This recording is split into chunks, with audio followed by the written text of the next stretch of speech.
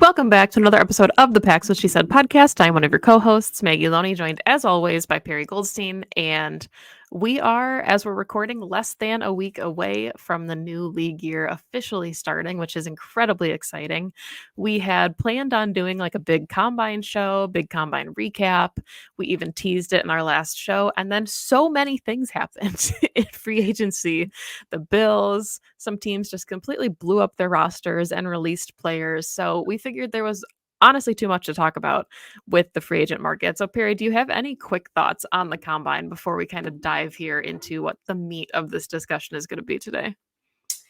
I mean, my thoughts on the combine are really that there are some really amazing content creators and analysts out there that if you really want to dive into the combine, like you should go follow them. I mean, Dane Brugler, Ben Fennell, friend of the show, Ben Fennell, all of the typical draft people over at the Ringer, like our friends, at Pack-A-Day, Andy and Ross Uglum do a daily show. So if you really want deep dives, I really encourage you all to go listen to those experts, right? Because there's people that are there and they're amazing. That would be my first take, right? My second is that I feel like the combine has changed a lot over the last few years.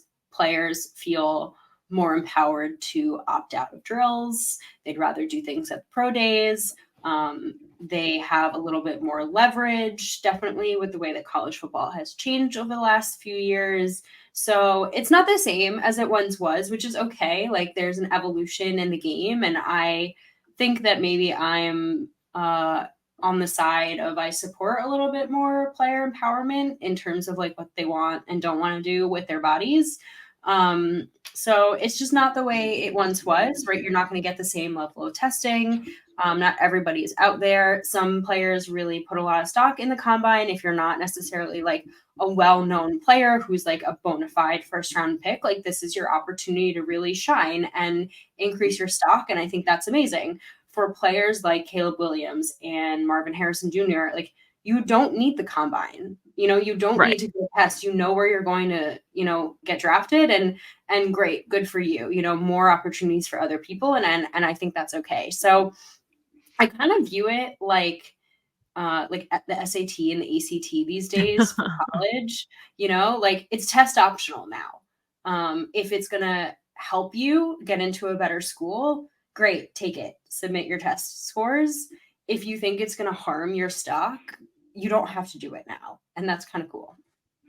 Yeah, I mean, like there were certainly players noteworthy like Xavier Worthy, who to set a new combine record 4.21, made himself, I'm sure, some money by doing that. So there are players. And I think what's so cool about the combine, which is almost maybe easier to assess than the way that they participate in drills, is just how they conduct themselves in interviews. Like that was probably my favorite part of the week, as fun as it is to like watch guys. I know they used to call it the underwear Olympics, right? Like watch them run drills and everything. It's almost more fun for me, at least, to sit and listen to how they hold themselves in interviews and how they conduct pressers, because a lot of guys have such really good stories, and their knowledge of football shines through. So that I liked. One of the players I mentioned on Pack-A-Day was Max Melton, Bo Melton's younger brother, who switched from wide receiver to corner.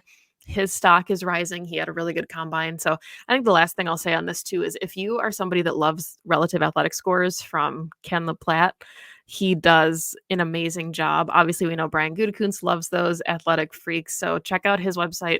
Consider donating if you use his numbers a lot, because he puts a ton of work into those. And I'm sure we'll use them as we do draft study here. But yeah, so let's shift then and talk about this free agent market, because we knew it was already going to be heavy in the things the Packers were needing, right? Running back, safety, inside linebacker.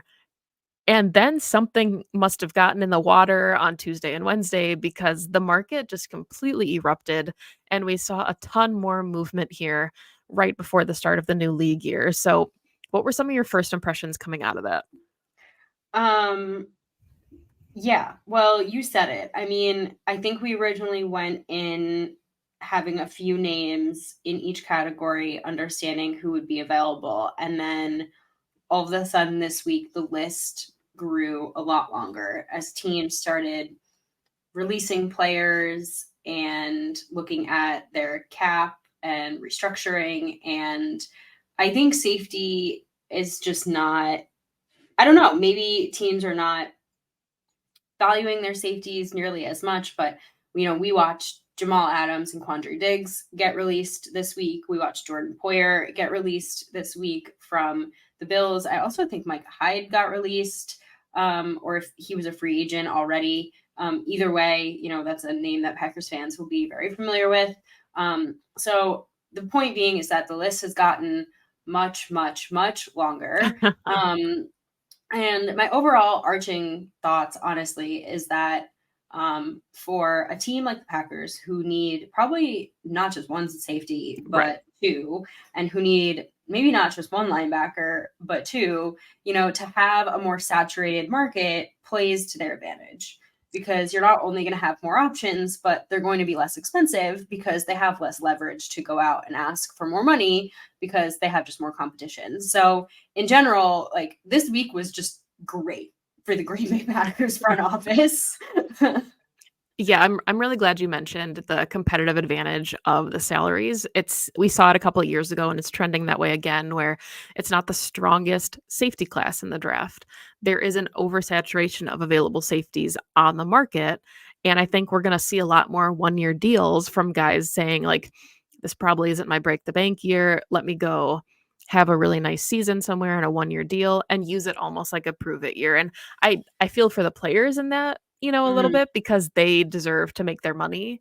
But from a competitive advantage, as far as like the salary cap is concerned and what teams are going to do, that they're going to be looking at some of these options. And it's funny because I think we talked even last week that, like, one of Darnell Savage, Rudy Ford, and Jonathan Owens likely comes back of that trio.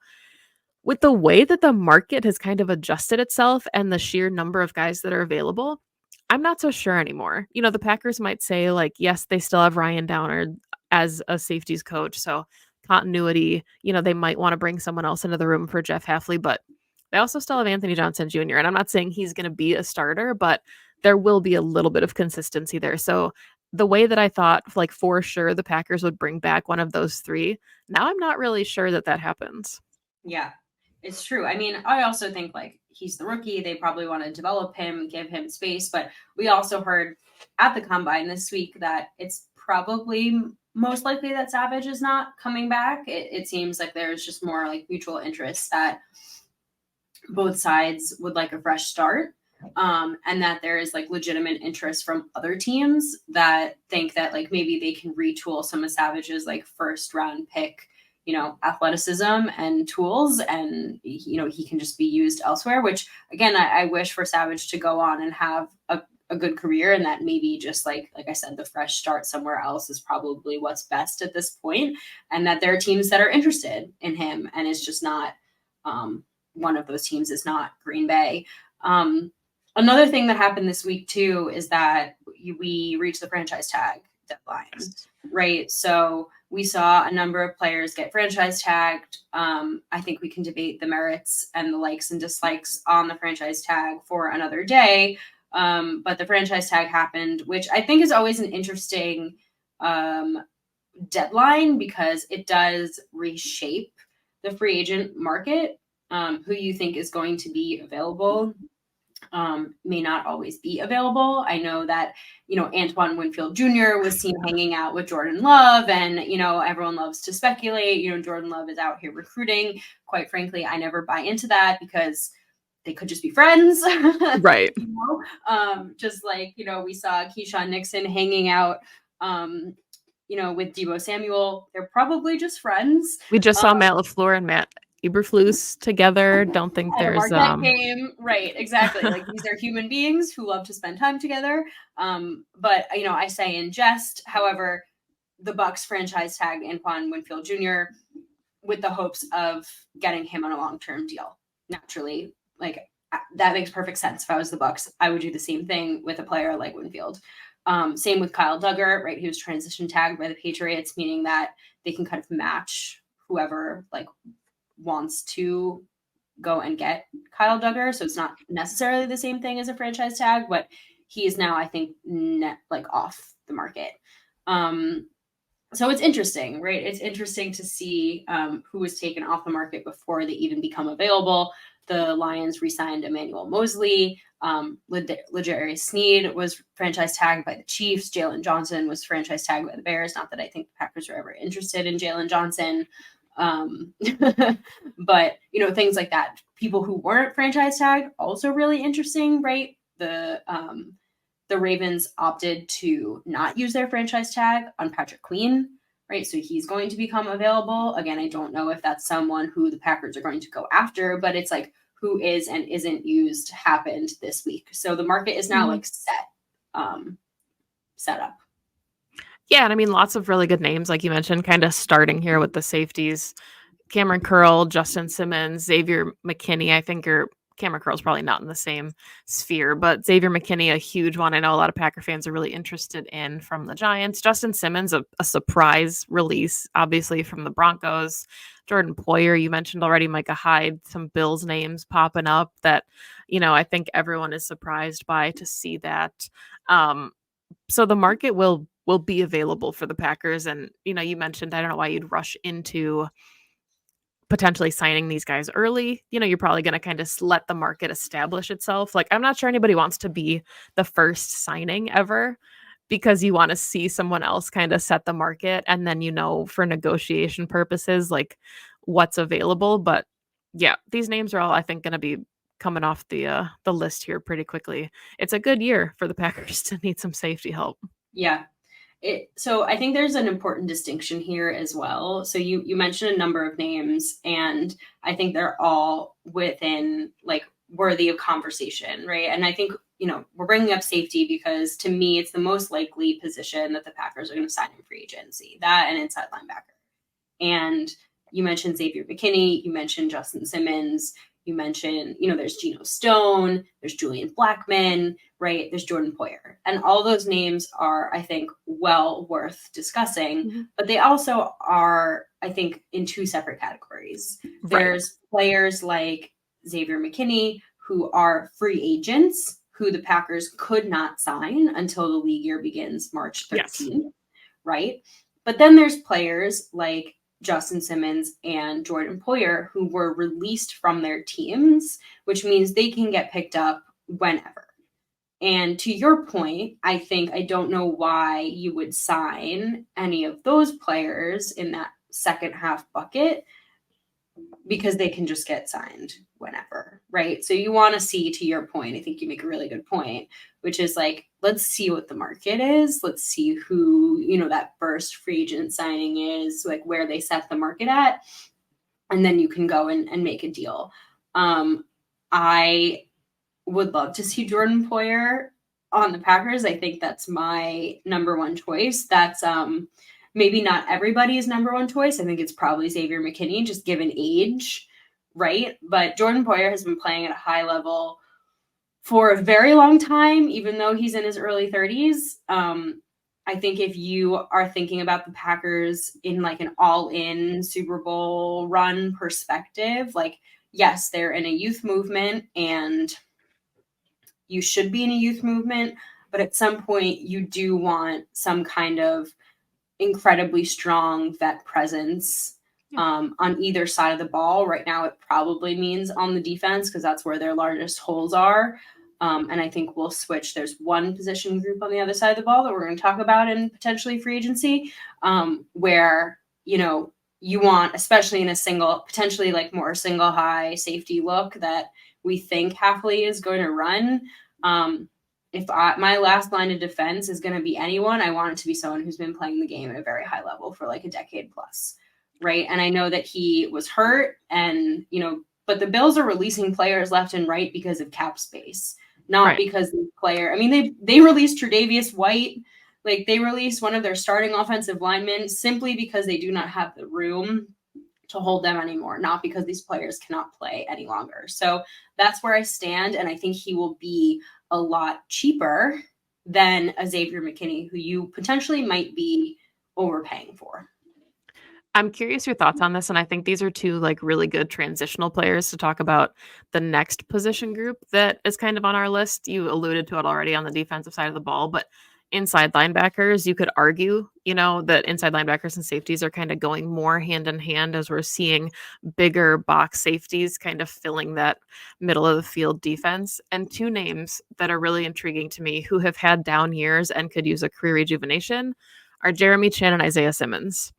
And I'm Mhm. not sure if the Packers would have any interest in either of them. I don't know if Packers fans would have any interest in either of them, but the more that I look at players in the draft, I find that I'm drawn to a type of like hybrid box safety that can play inside linebacker.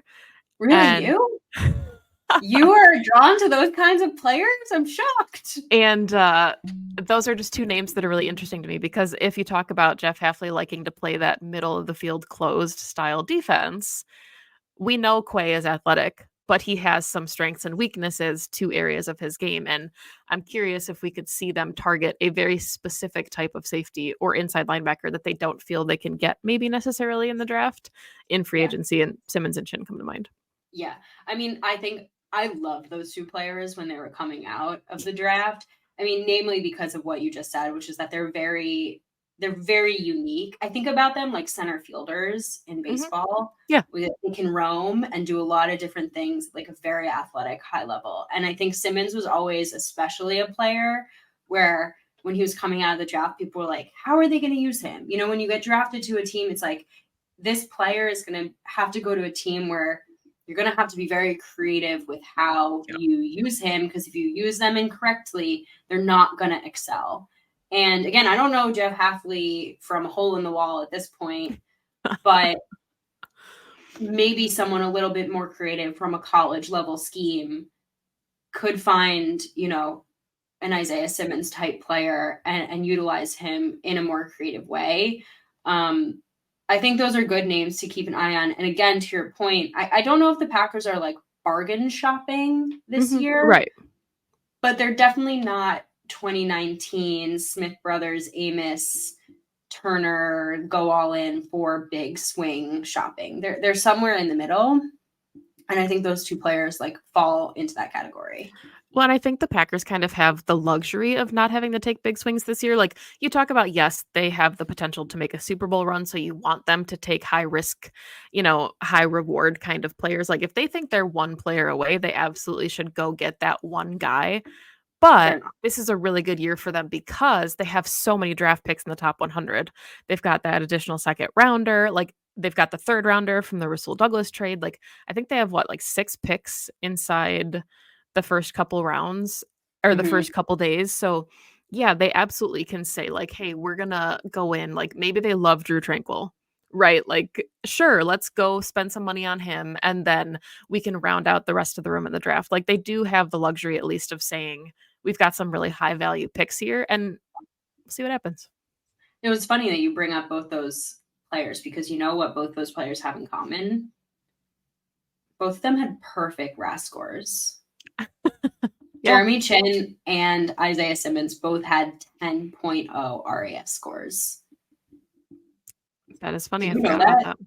I forgot about that, but And they're yeah. both from the 2020 draft class. I mean, they're young. They're still young. Like you take the swing on their second contract, their like Right. first contract, I would say, post rookie season. They still have, and linebackers, like I think we've seen a lot. Like it comes in like the third, fourth, fifth year where that development can happen. They have high upside in their athletic traits, clearly. They fit the mold that Goot loves, which is like super freaky athlete. Um, it Well, could be the swing. and that's what they did with Preston Smith. He was coming off of a rookie contract with Washington, and they Yeah. said, for your second contract, here's the bag. We think you're ascending. And he continued to ascend. And, 6 there's years later. 6 years later, he just restructured to stay in Green Bay and likely will retire a Packer. So, yeah, this is the time. And that's why, like, I would love it if Jordan Poyer signed with the Packers. I would be all about it. But I just am not entirely sure that I see Goot doing that because you mentioned already like the age factor. And again, if they want like a strong vet presence in the room, then I think that absolutely would make a ton of sense. But I do think that Goody really loves that like second contract market. That's kind of where he likes Right. to like get the feelers out. And there's some good ones. Like So obviously who would your like safety, like where does that fall? who falls into that bucket then for you? I like Cameron Curl, Okay. another Washington player. I like Jordan Whitehead too. I think I'm a little higher on him than some. Um, but yeah, I'm just fascinated by the Jeremy Chin Isaiah Simmons thing. Like, do I think it's gonna happen? No, but I'm interested. I think we have a better shot at it than you'd think because like inside linebacker is a need. Like it's a Right. hole that needs to get filled. Cameron Curl's a good one as well because again, like high relative athletic score, young, second contract, like 2020 draft class. I think Julian Blackman should be on that list as well. Yeah, that's a good Yeah. one. Okay, do you want to flip over? Because I don't think it's gonna happen, but I think it's worth a discussion. Um, so I don't know, but I let me put a bow on this side of the ball. If the Packers do anything in free agency, it's going to be on the defense side of the ball. I do like genuinely believe that.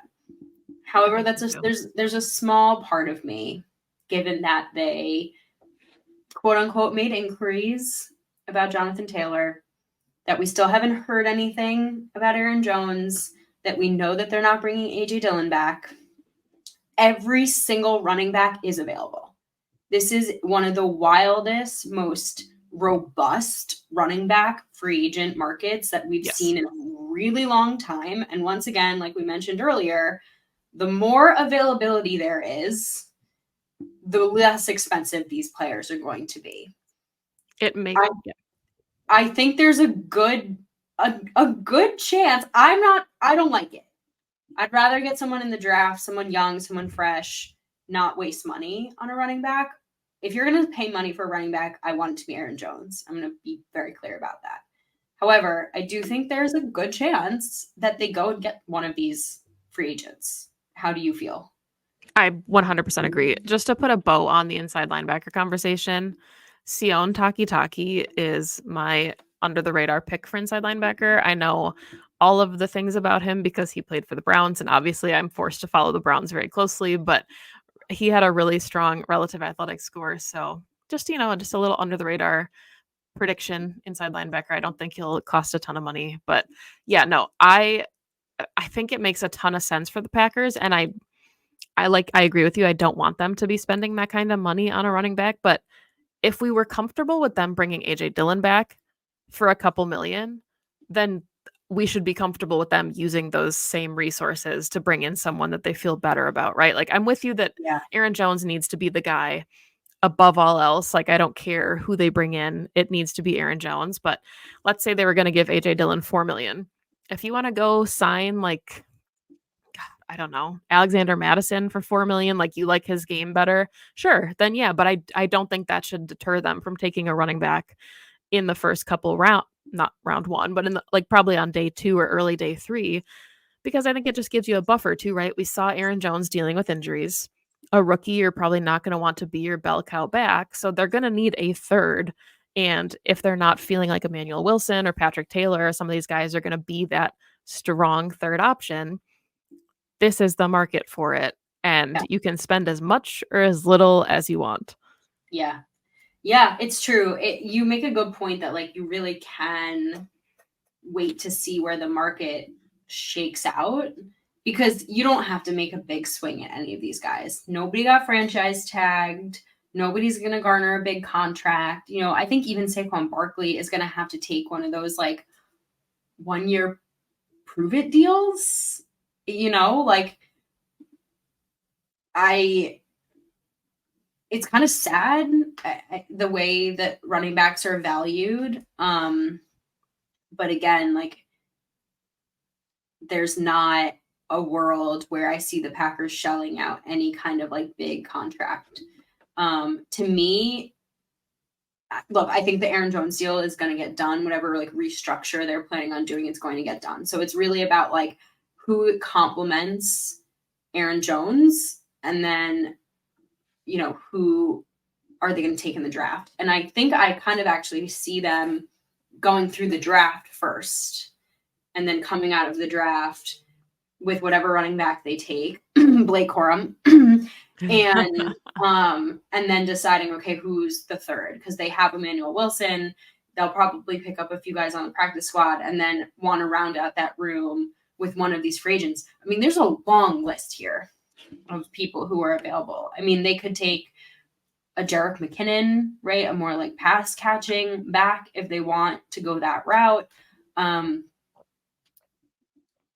They could go like, I love Antonio Gibson. I take him in fantasy like all the time because I think he's really fun, like very versatile. Very cool, yeah.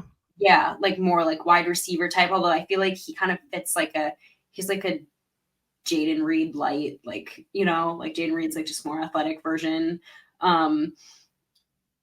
Some of these guys are coming off injuries, which is really unfortunate. Clyde Edwards-Helaire, Tony Pollard. I mean, some of the guys on the upper levels, like I think will get the contracts from teams who need a running back, right? Like there's that subsection, like Austin Eckler, Tony Pollard, Josh Jacobs, Derrick Henry, and Saquon Barkley are going to get the contracts.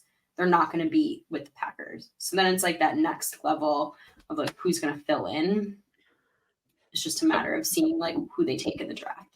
I'm not advocating for this, but I just want your initial reaction to it. The Packers, we know, were rumored to be in on Jonathan Taylor, right? And that was when they had Aaron Jones, A.J. Dillon.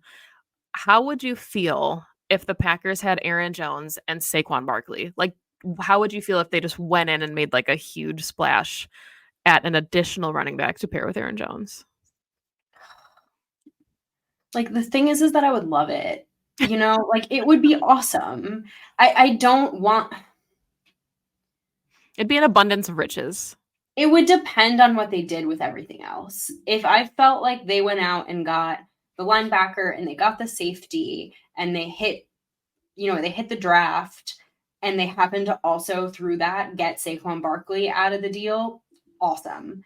But if they get Saquon Barkley and don't fill the clear, like glaring holes that this team has, it would feel like such a miss because you don't need a Saquon Barkley on this team, right? This team doesn't operate under, you know, the bell cow running back style of offense. So I would be interested to see like how they would use a guy like him, you know, like you know what I mean? Yeah. Like he is like put everything on my shoulders kind of running back. And that's just not the way the Packers offense ever operated. I mean, we've been screaming for them to use Aaron Jones in that way and they still don't. So it would have to be the right situation. But I mean, don't get me wrong. I mean, that'd be awesome. Like it would be awesome. Aaron Jones and Derrick Henry. And I mean, it would be awesome, but it would only be awesome if it was a secondary, you know, cherry on top free agent signing post feeling like the Packers had filled the holes that they need. Yeah, and the thing that I've been wondering about, and I'm not saying I think it's going to happen, but you know, Brian Gutekunst really holds his draft picks. He covets them. Like he holds them close to the vest. He likes to have as many of them as possible. He likes to move around. There's been a part of me that is wondering if he's going to be a little more loose with those picks this year. And if there's a player that he really likes on a different roster, if he will consider trading some of these picks. Because we always say that draft picks, right, are throwing darts at the wall. If there's a guy that is under contract somewhere else that you think is the missing piece, instead of trying to like plug and play guys in free agency or look at guys in the draft that you're going to have to develop, like there's a part of me that is wondering if he's going to be like, hey, we are really close. It's time to be a little bit looser with these picks. Like who? Do you have anyone in mind? Not like anybody huge in mind, but he made it sound like, you know, like he had a bunch of picks this year and they're looking at all their avenues. And that's an avenue that we don't historically see them pursue, right? They normally are sending out players to acquire picks. Well, now they've got the extra second, they've got the extra third. Maybe Goot says like, hey, let's go poach a safety from someone else who's ascending and see what happens instead of trying to just throw a dart in the safety room on draft night. It would be interesting. He's not one to overpay. Right. And I think in that scenario, you're potentially like teetering on the like overpay line. So I'd be curious to see how he would do that.